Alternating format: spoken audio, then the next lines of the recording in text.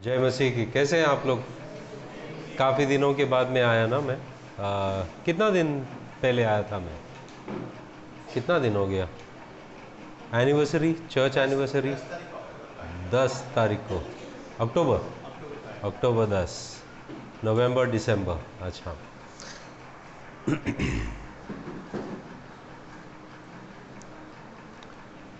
हम लोग प्रार्थना करते हैं और फिर आगे बढ़ते हैं।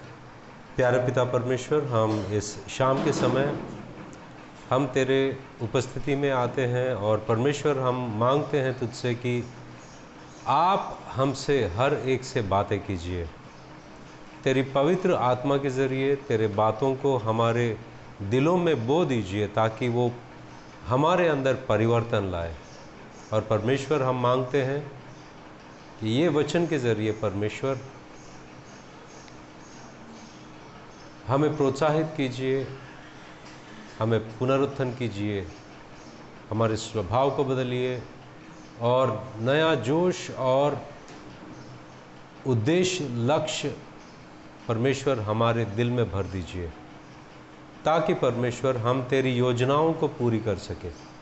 यीशु मसीह के नाम से हम प्रार्थना करते हैं, आमीन। अगर हम लोग अगर मैं आपसे पूछूंगा कि आपका ज़िंदगी का मकसद क्या है, आपका ज़िंदगी का मकसद क्या है, आप लोगों में से कौन जवाब देना चाहेगा? मेरा ज़िंदगी का मकसद फलाना है। चलो, आपका ज़िंदगी का मकसद? जिंदगी का मकसद है अपने माँ बाप को और अच्छे लगे और अच्छी लेप देना है। गुड, अच्छी बात है। और ज़िंदगी का मकसद क्या है? आपका ज़िंदगी का मकसद क्या है? What is the aim, goal of your life? तुम्हारी ज़िंदगी में तुम्हारा ज़िंदगी का मकसद क्या है? ये बात क्यों पूछ रहा हूँ मैं? क्योंकि अगर हमारी ज़िंदगी में मकसद नहीं है, हम किस दिशा में जा रहे हैं हमको पता नहीं। मैं जब मुसलमान था, हमको हलाल करना सिखाते थे। हलाल करना पता है? मुर्गी को काटना कैसे काटना है, या बकरे को काटना है कैसे काटना है। तो जब जब काटते हैं, उसका मुर्गी का गला काटते हैं तो सिर्फ आधा ही काटना होता है, पूरा नहीं काटना होता है। तो कभी कभी बाई मिस्टेक पूरा मुंडी कट जाता था और वो चिकन नीचे गिरता था, वो इधर उधर भागता था, उसको पता नहीं किधर भाग रहे, मुंडी इधर और उसका बॉडी कहीं भाग रहा है। अगर हमारे ज़िंदगी में हमको पता नहीं कि हमारा मकसद क्या है, जिसका सर नहीं है और भाग रहा है, वैसे ही भागते रहेंगे हम, बिना कोई दिशा, बिना कोई लक्ष्य, ऐसे ही भाग रहे हैं। पता नहीं किधर भागेंगे, कब खत्म होगा उसका। ऐसे ही like there is no vision, there is no direction in our lifes. तो पौलुस के ज़िंदगी में जब हम देखते हैं, प्रेरित पौलुस के ज़िंदगी को देखते हैं, रोमियो की पत्री पहला अध्याय,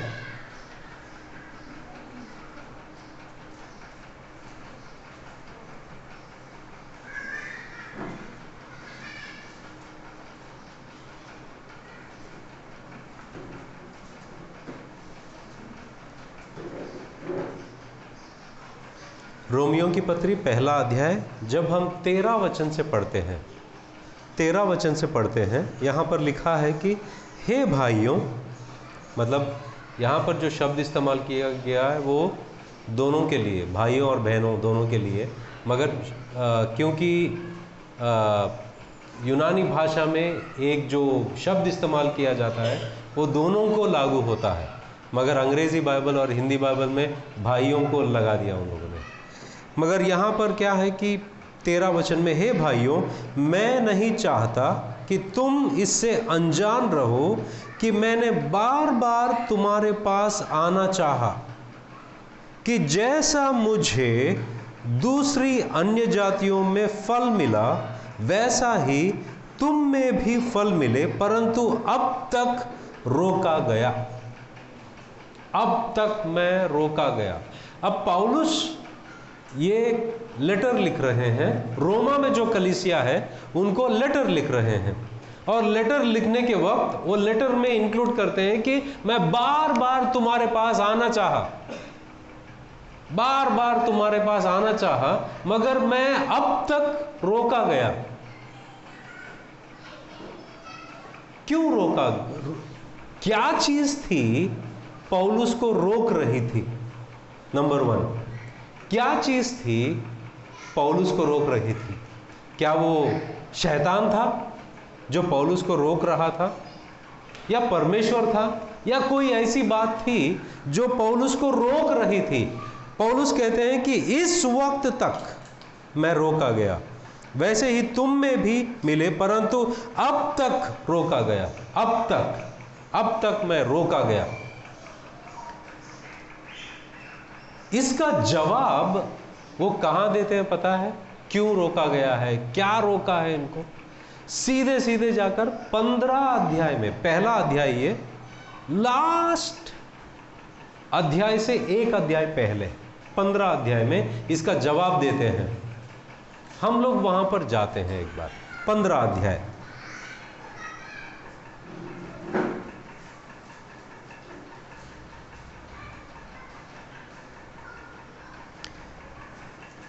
जब हम 15 अध्याय में जाते हैं,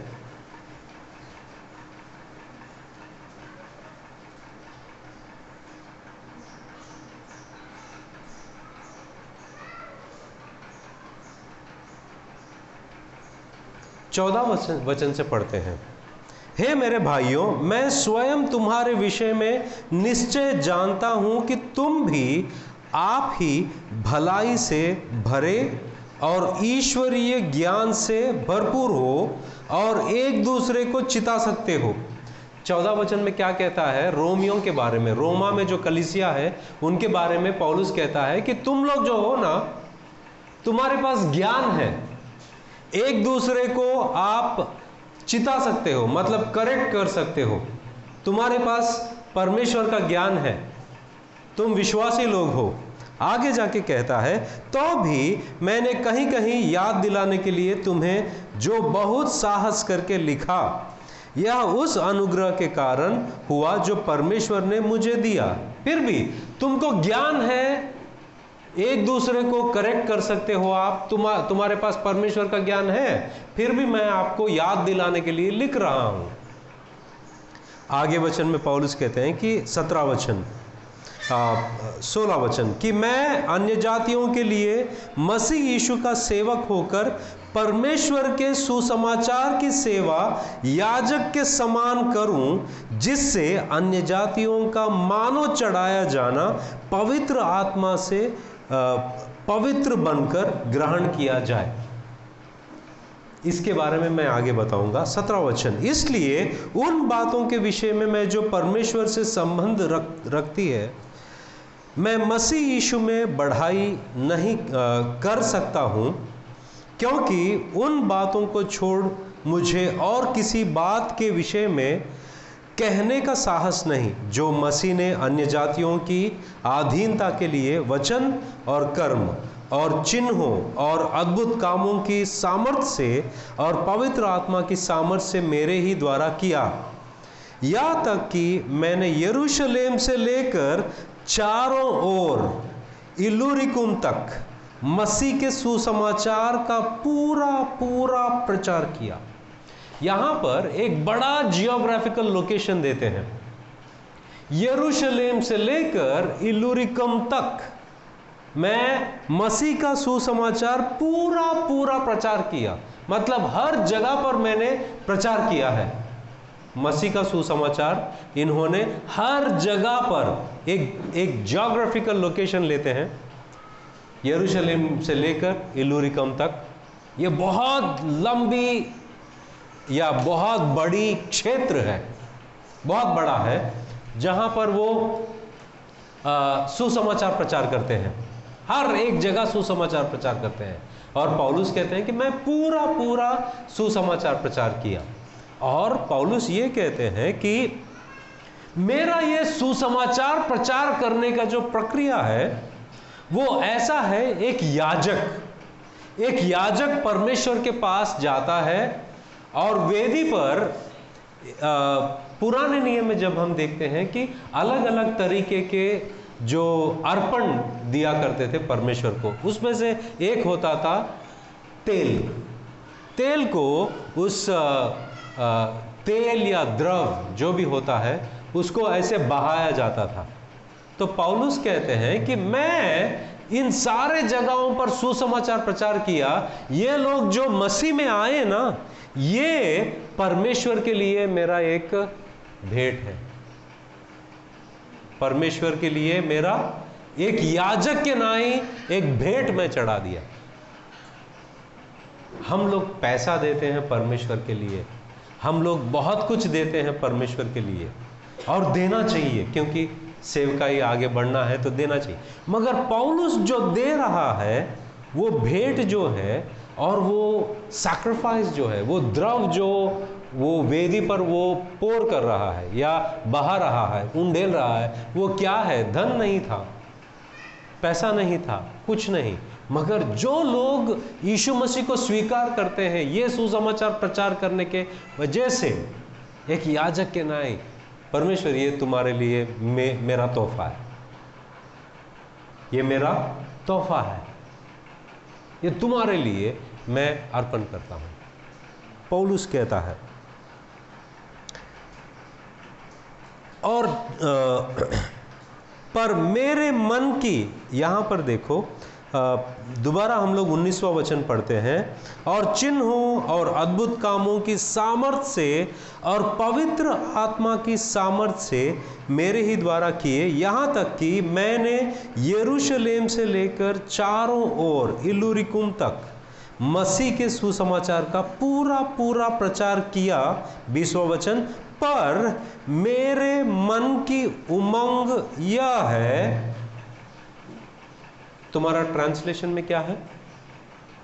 नेपाली ट्रांसलेशन है, वो वचन क्या कहता है? मेरे मन की उमंग। व्हाट डज इट से?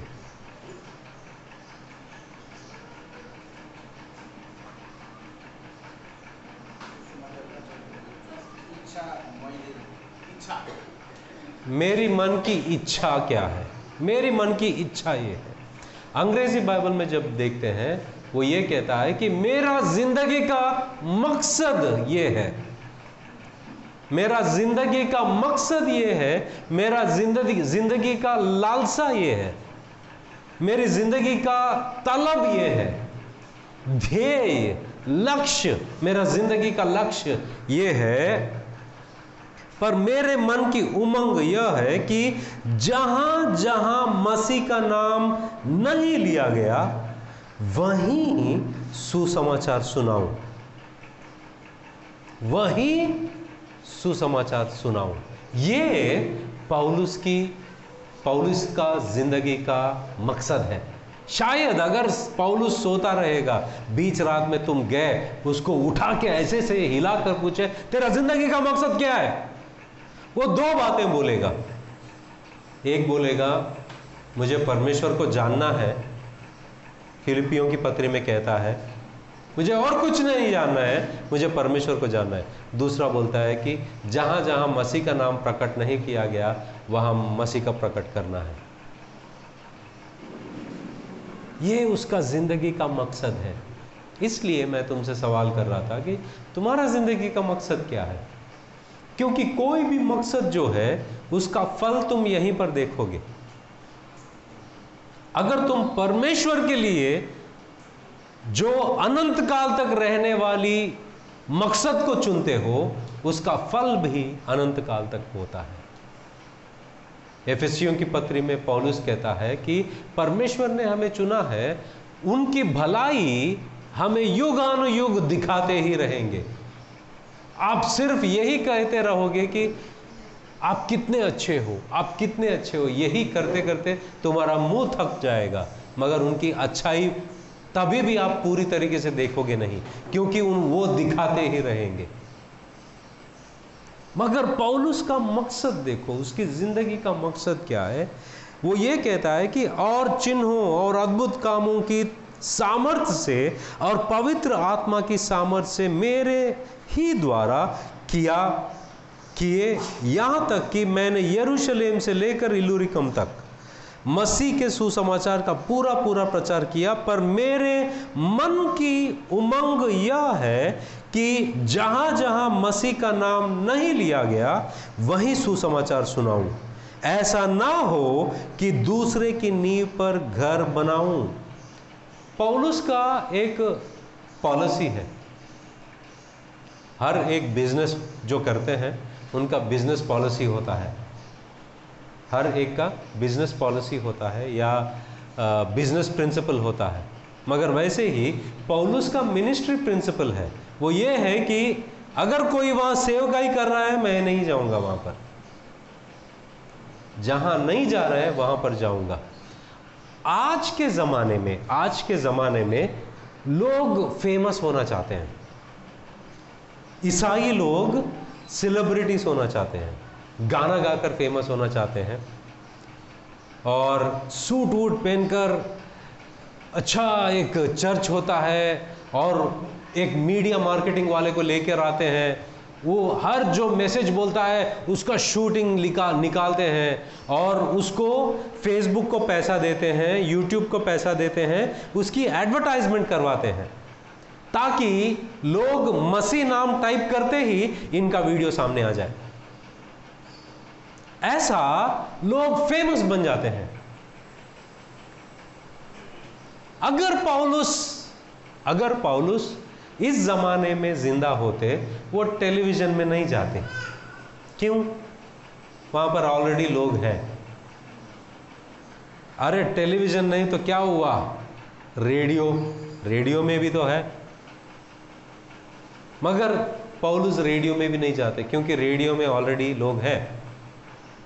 पौलुस वहां पर जाएंगे जहां पर टीवी नहीं है, पौलुस वहां पर जाएंगे जहां पर फ्रीक्वेंसी नहीं है। क्या उनका बिजनेस प्रिंसिपल क्या है, उनका वर्किंग प्रिंसिपल क्या है? जहां जहां मसीह का नाम नहीं लिया गया वहां पर सुसमाचार प्रचार करना, यह मेरी मन की उमंग है, मेरे जिंदगी का लक्ष्य है, यह मेरा तरीका है काम करने का। मुझे फेमस नहीं होना है। हालांकि मैं फेमस हूं, मगर मैं नहीं चाहता था कि मैं फेमस हूं। यूट्यूब में अलग अलग जगहों पर प्रचार कर करके पूरे भारत देश में मुझे जानते हैं लोग, पीटर अकबर जानते हैं लोग, मगर मैंने कभी नहीं चाहता। मैं ये काम मैं कर रहा था। अगर आप 20 साल पहले पूछोगे कि आप कहाँ रहते, आज से 10 साल के बाद में आप कहाँ रहोगे अगर पूछते, तो मैं कहता कि शायद मैं कोई गांव में कलीसिया बांधता, कोई गांव में कलीसिया का पासबान बनता, ये शायद बोलता होगा। मैंने कभी सोचा नहीं कि मैं बम्बई आऊँगा, मैंने कभी सोचा नहीं कि अमेरिका जाऊँगा, रशिया जाऊँगा, नाइजीरिया जाऊँगा, इथियोपिया जाऊँगा और केनिया जाऊँगा, ये देशों में जाकर प्रचार करूँगा। कभी सोचा नहीं मैं, परमेश्वर लेके गए। मगर इनकी मन की उमंग, एक बात मैं कहता हूं कि आज की ईसाईयत में लोगों को फेमस होना है, सिर्फ फेमस होना है, उनको मशहूर बनना है। मगर पौलुस क्या कहता है कि मुझे उन लोगों के बीच में जाकर फेमस नहीं होना है। मैं वहां पर जाऊंगा जहां पर मसीह के बारे में कोई नहीं जानता। अगर मसीह के बारे में नहीं जानता, कोई पौलुस के बारे में भी नहीं जानता। क्यों जानेंगे भाई? आप क्रिश्चियन हो तो मुझे जानोगे। अगर दुनिया में जाऊंगा तो मुझे अलग नाम से जानते हैं कि प्रोफेसर पीटर अकबर है, वो फिलॉसफी पढ़ाते हैं, लॉजिक पढ़ाते हैं, मेरी पहचान अलग हो जाती है। पौलुस का मन का उमंग, जिंदगी का लक्ष्य ये है कि जहां जहां मसीह का ये बिजनेस प्रिंसिपल है। पहली बात ये है, पहला मुद्दा ये है, जो लोग सुसमाचार प्रचार के जरिए मसीह को ग्रहण करते हैं, वो पौलुस का परमेश्वर के लिए एक भेंट है। नंबर 1, तुम्हारी भेंट क्या है परमेश्वर के लिए? नंबर 2, ये भेंट देने का तरीका अलग है पौलुस का। ये कलीसिया को, वो कलीसिया को जाने वालों को खींच के ये कलीसिया में लाना, ये नहीं है, मगर नए लोगों को प्रचार करना, दूसरे वालों के नींव पर बांधना नहीं, ये दूसरा मुद्दा है पौलुस का तरीका। वचन सुन रहे हो? समझ में आ रही है? सिंपल है, सिंपल है। अब हम लोग देखते हैं कि 20वां वचन पढ़ते हैं। परंतु जैसा 21वां वचन, परंतु जैसा 20वां वचन, पर मेरे मन की उमंग यह है कि जहां जहां मसीह का नाम नहीं लिया गया वहीं सुसमाचार सुनाऊं, ऐसा ना हो कि दूसरे की नींव पर घर बनाऊं, परंतु जैसा लिखा है वैसा ही हो। जिन्हें उसका सुसमाचार नहीं पहुंचा वे ही देखेंगे, और जिन्होंने नहीं सुना वे ही समझेंगे। यशायाह नबी का प्रवचन को यहां पर डालते हैं वो, जो लोग नहीं देखा वो लोग देखेंगे, जो लोग नहीं सुने वो लोग सुनेंगे और समझेंगे। और ये पूरा करना है तो मुझे उन्हीं लोगों के पास जाना है जिन लोगों ने नहीं सुना है, जिन लोग नहीं जानते हैं। 22वां वचन देखो, इसलिए मैं तुम्हारे पास आने से बार बार रुका रहा। पहले अध्याय में क्या कहता है? अब तक मैं रोका गया, अब तक मैं रोका गया। अब मेरा सवाल आपसे है कि क्या रोक रहा था इनको?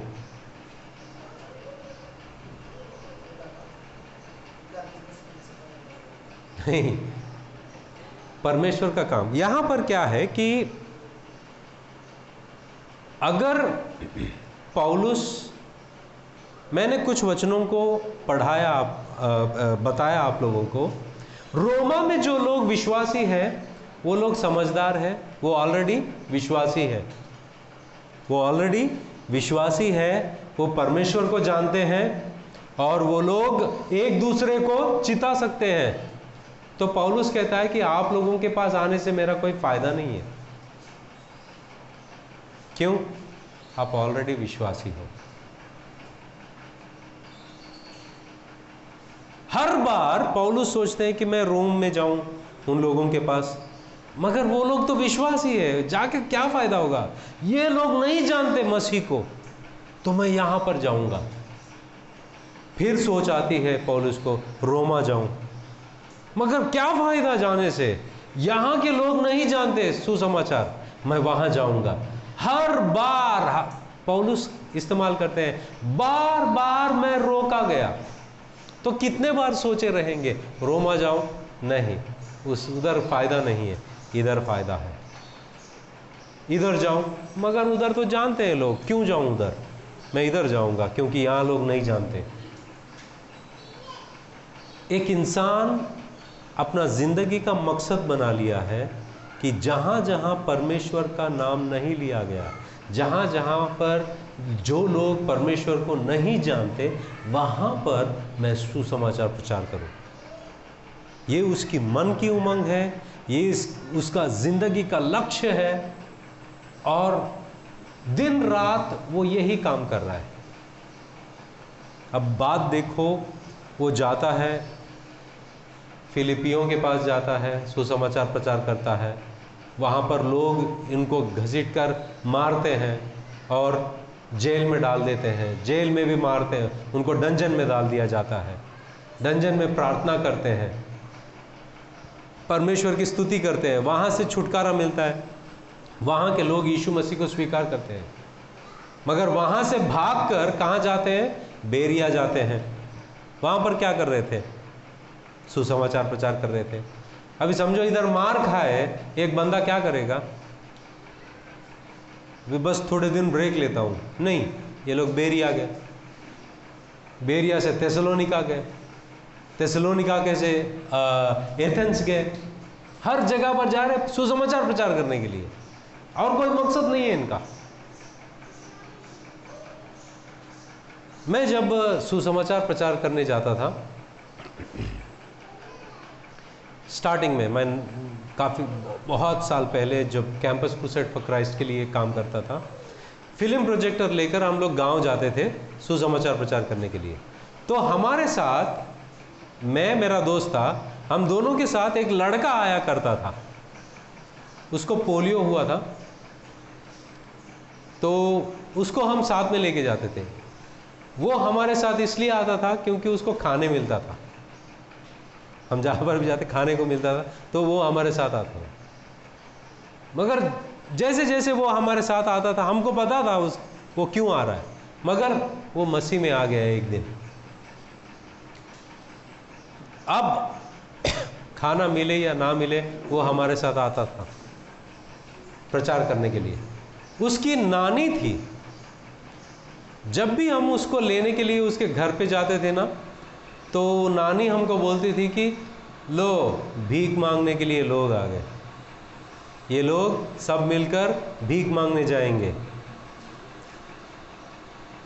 अब बात यह है कि उसको पता वो बुढ़िया को पता नहीं, क्योंकि वो हिंदू थे, हिंदू परिवार से थे, इंसल्ट करना था।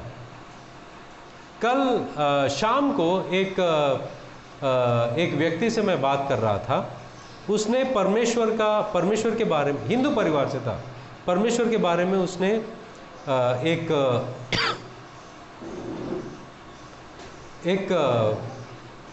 वचन फेसबुक पे डाला। फेसबुक पे डालने के बाद में उसको इतने सारे क्रिटिसिज्म्स आए कि अरे ये जो तेरे को पैसों की कमी हो गई क्या, क्रिश्चियन लोगों के पास जा रहे तू और वहाँ पर से तेरे को राशन पानी मिल रहा है लगता है, इसलिए तू यीशु मसीह को स्वीकार किया।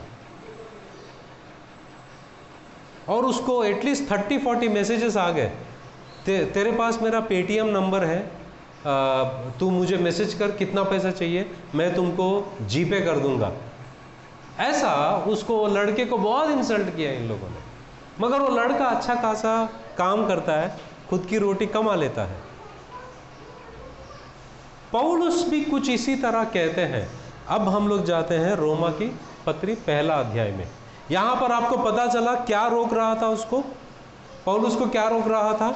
ये सोच कि रोमा में जो लोग हैं वो ऑलरेडी विश्वासी है, उनके पास जाने से कोई फायदा नहीं है।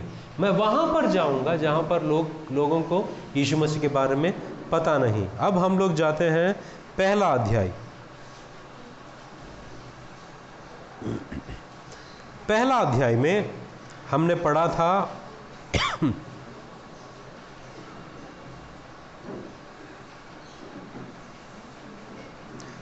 13 वचन से, हे भाइयों, मैं नहीं चाहता कि तुम इससे अनजान रहो कि मैंने बार बार तुम्हारे पास आना चाहा कि जैसा मुझे दूसरी अन्य जातियों में फल मिला वैसा ही तुम में भी मिले, परंतु अब तक रोका गया। 14 वचन से देखो, मैं यूनानियों और अन्य भाषियों का और बुद्धिमानों और निर्बुद्धियों का कर्जदार हूं। मैं कर्जदार हूं। सब लोग कहो मेरे साथ, मैं कर्जदार हूं। कब फेड रहे हो? कब फेड रहे हो? मैं वसूल करने आया हूं। मैं कर्जदार हूं। सब लोग कहते हैं मैं कर्जदार हूं, क्योंकि पौलुस कहता है कि मैं कर्जदार हूं। किसका कर्जदार है? पैसा लिया इसने? नहीं, किसी से पैसा नहीं लिया। थिस्सलुनीका को कहता है, कोरिन्थियों को कहता है, हर एक पत्री में हम लोग देखते हैं कि मैंने अपने हाथों से मैं रोटी कमा के खाया, मैं किसी का खाया नहीं। भले ही मैं प्रेरित होने के नाते मेरा हक था कि मैं तुम्हारे यहाँ से खा लूँ, मगर मैंने किसी का फायदा नहीं उठाया। मैंने मेरे हाथों की कमाई की है, पौलुस कहता है। मगर यहाँ पर कर्जदार कहने का मतलब क्या था? पौलुस कहते हैं कि हे भाइयों, मैं यूनानियों और अन्य भाषियों का और बुद्धिमानों और निर्बुद्धियों का कर्जदार हूँ।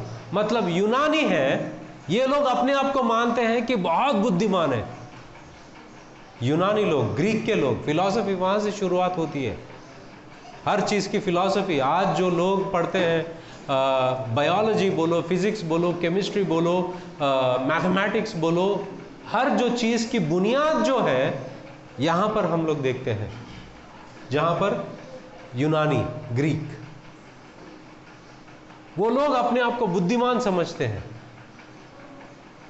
पौलुस कहता है कि मैं उनका कर्जदार हूं। क्यों? क्योंकि उन लोगों को सुसमाचार प्रचार नहीं किया है। जो इंसान यीशु मसीह को नहीं जानता है उसके तुम कर्जदार हो। समझ में आई बात? जो इंसान, तुम्हारे रिश्तेदार, तुम्हारे भाई बहन, तुम्हारे अड़ोस पड़ोस के लोग, तुम्हारे जो कोई दोस्त है, अगर वो मसीह को नहीं जानते, तुम उसके कर्जदार हो। बोलो अब, मैं कर्जदार हूं। अब नहीं निकल रही है, देखो जोर से बोलो, मैं कर्जदार हूं। पौलुस कहता है कि मैं कर्जदार हूं। दूसरा वचन में कहता है कि 15 वचन में, अतः मैं तुम्हें भी जो रोम में रहते हो सुसमाचार सुनाने को बरसक तैयार हूं। यह दूसरी बात है। पौलुस कहता है कि मैं तैयार हूं। पहला क्या कहता है? मैं कर्जदार हूं। दूसरा क्या कहता है? मैं तैयार हूं। क्या तुम तैयार हो? क्या तुम तैयार हो आपका कर्जा फेडने के लिए? तैयारी दो तरह का होता है। तैयारी दो तरह का होता है। एक मन की तैयारी होती है, जब भी बोलो तुम तैयार होते हो लोगों को सुसमाचार प्रचार करने के लिए। दूसरी तैयारी होती है, यह तैयारी के बारे में पतरस कहता है। पहला पतरस 3 अध्याय 15-16 वचन पढ़ते हैं हम। कोई पढ़ेंगे? पहला पतरस 3 अध्याय 15 और 16 वचन।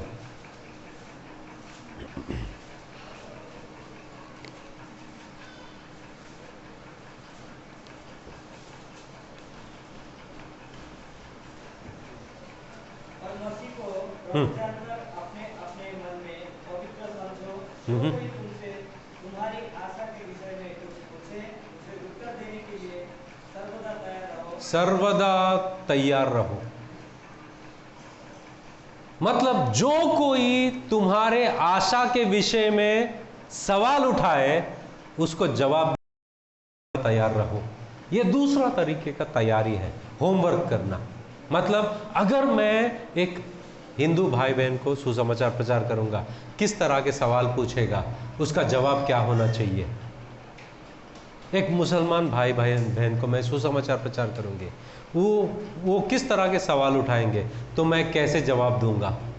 एक नास्तिक है, ये कोई भी है जो जिसको सवाल, जब हम सुसमाचार प्रचार करते हैं वो अलग अलग तरीके के सवाल पूछता है, उसका जवाब कैसा दूं। ये तैयारी अलग है। एक तैयार मन का है, दूसरा तैयार ज्ञान का है। क्या तुम तैयार हो?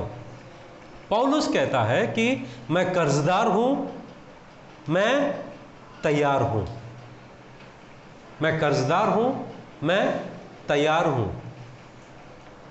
तीसरा पौलुस कहता है 16 वचन, क्योंकि मैं सुसमाचार से नहीं लज्जाता। मैं सुसमाचार से नहीं लज्जाता। यह तीसरा मुद्दा है। पौलुस कहता है मैं कर्जदार हूं। कहो मुझसे, मैं कर्जदार हूं, मैं तैयार हूं, मैं लज्जाता नहीं। मतलब मैं शर्म महसूस नहीं करता। मैं शर्म महसूस नहीं करता। आज अगर एक रोड पर खड़े होकर तुमको ट्रैक्स देने में कुछ लोगों को शर्म महसूस होता है। कभी आपको हुआ है? कभी आपको हुआ है? नहीं, झूठ, इसमें ये करने की कोई ज़रूरत नहीं है। सबको कभी ना कभी होता है, शर्म का महसूस होता है। अरे क्या है, मैं प्रोफेसर हूँ, इधर रोड पर खड़े रहकर ये पर्ची बांट रहा हूँ, मेरी इज्जत क्या है, मैं कौन हूँ, मेरा दर्जा क्या है, ये सब सवाल आते हैं। मगर पौलुस कहता है कि मैं लज्जाता नहीं, मैं शर्माता नहीं। मैं जब मेरे दोस्त को लेने जाता था, जब उसकी नानी बोलती थी देखो भीख मांगने के लिए आए हैं, मैं कभी लज्जाया नहीं, मैं कभी शर्मिंदगी महसूस नहीं किया। बोलने दो जिसको जो बोलना है, क्योंकि मैं शर्माता नहीं। अब पौलुस ये बात क्यों लिख रहे हैं रोम के लोगों को? अब देखो, पत्री किसको लिखी जा रही है? रोम में जो लोग हैं उनको लिखे रहे। यीशु मसीह को सलीब पर किसने चढ़ाया? रोम के सैनिकों ने, रोम का जो गवर्नमेंट है उसने सलीब पर चढ़ाया। सुसमाचार क्या है? जो कोई यीशु मसीह पर विश्वास करेगा वो नाश नहीं होगा मगर अनंत काल का जीवन पाएगा। अब ये रोम जाकर बोलेंगे कि हे सुनो, यीशु मसीह सलीब पर मरे हमारे गुनाहों के खातिर, उस पर विश्वास करने से तुम्हारा उद्धार होगा, तुमको अनंत काल का जीवन मिलेगा। रोम के लोग क्या बोलेंगे पता है? वो लोग ये बोलेंगे हमारे सैनिकों ने तुम्हारे यीशु मसीह को वहां पर लटकाया है और तुम आगे बोलते हो उस पर विश्वास करने से तुमको अनंत काल का जीवन मिलता है। वो लोग तो पौलुस का मजाक उड़ाएंगे। मगर पौलुस ये अपेक्षा करते हुए ही लिख दिया कि मैं लज्जाता नहीं, मैं लज्जाता नहीं, मैं शर्मिंदगी महसूस नहीं करता।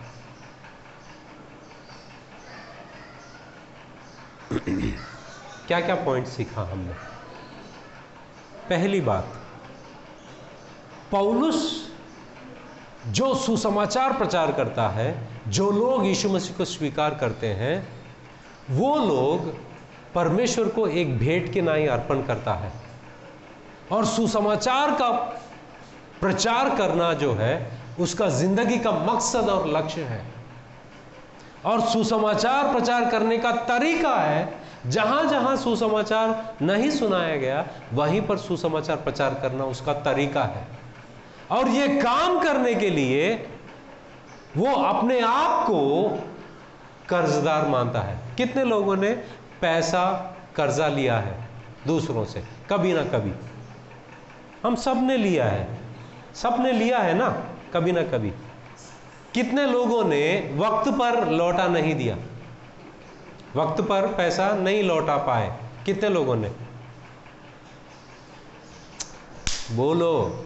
हमने। हाँ, जब वो बंदा आपके सामने घूमते रहता है तुम्हारे दिल में क्या होता है? खटकता है।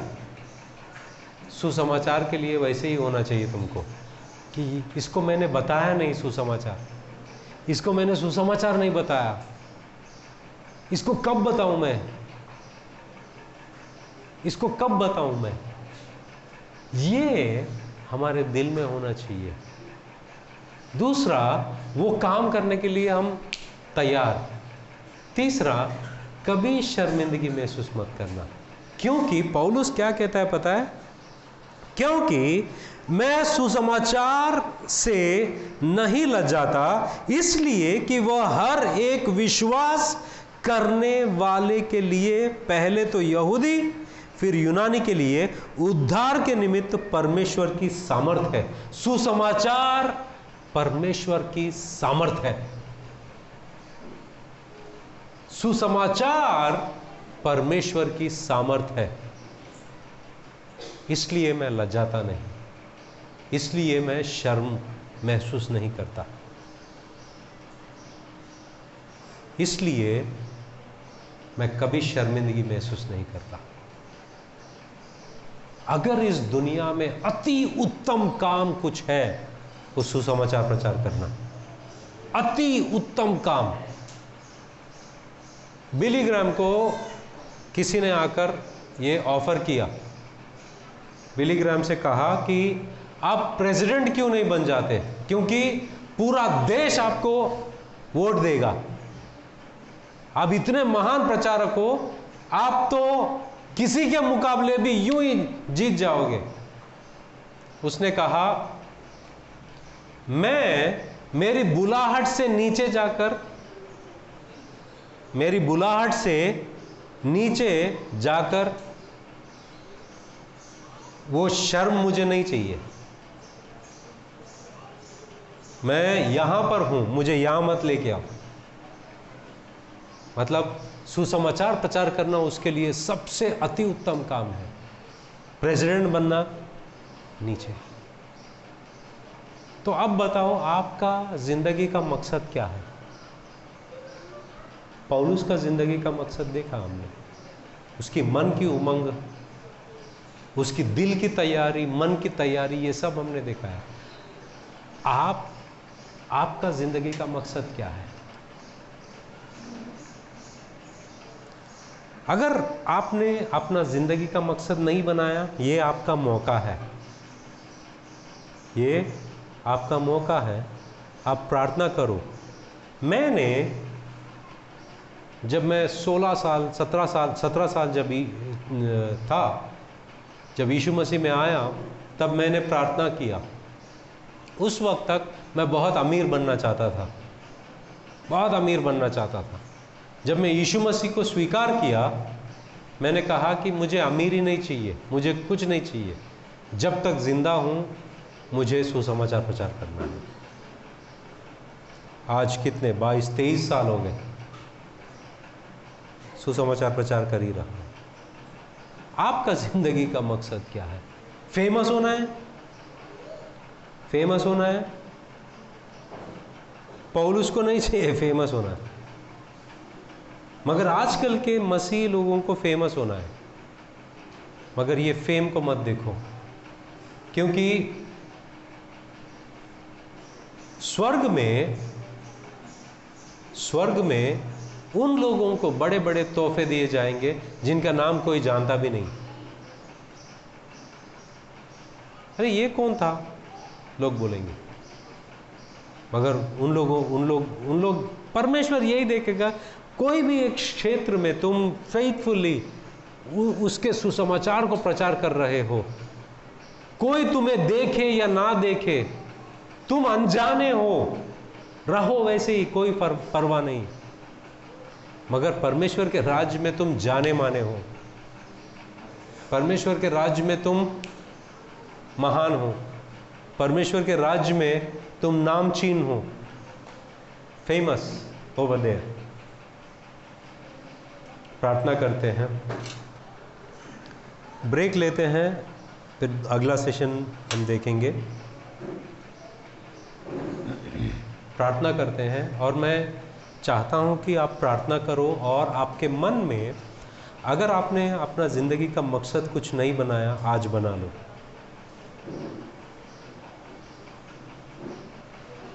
हर एक आंखें बंद करें, आप खुद प्रार्थना करो, आप परमेश्वर से कहो कि परमेश्वर, मैं ये मेरा ज़िंदगी का मकसद बनाता हूँ।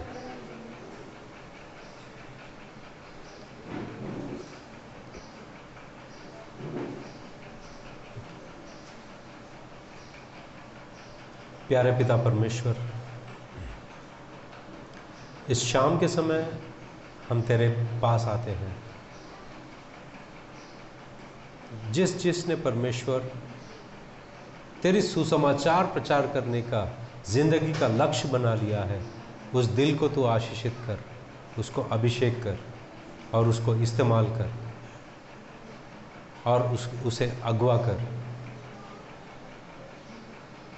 मैं यहाँ पर हर एक के लिए प्रार्थना करता हूँ, सुसमाचार प्रचार करने की आग को परमेश्वर हर एक के दिल में बसा दे, ताकि परमेश्वर वो हर दिन यही धुन में रहे कि सुसमाचार प्रचार करें। हम सब अपने आप को तेरे हाथों में सौंपते हैं, यीशु मसीह के नाम से, आमीन।